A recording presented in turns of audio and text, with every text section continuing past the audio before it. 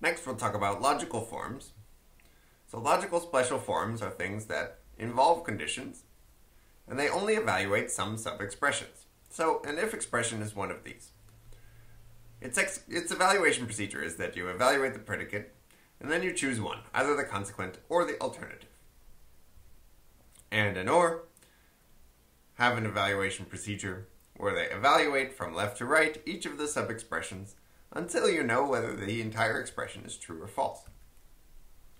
And there's also one called the con expression, which you can read about in your project.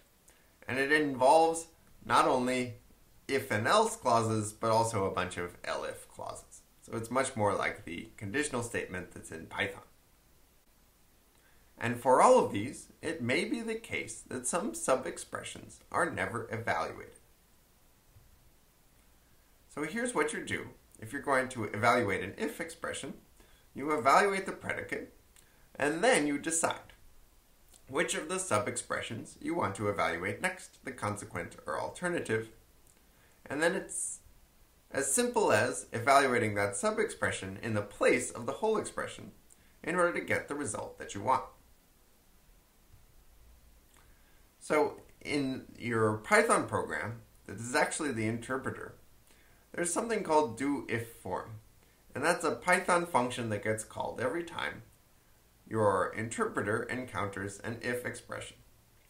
And all it does is it evaluates the predicate and chooses a sub-expression to be evaluated next. We already have a function that evaluates a sub-expression, and so we just use that scheme eval in order to do the rest of the work. So the total effort of evaluating an if expression is broken up into two pieces.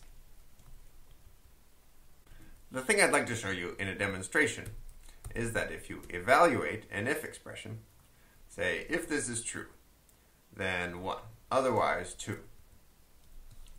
It evaluates the entire expression by evaluating the predicate and then evaluating the consequent, not the alternative.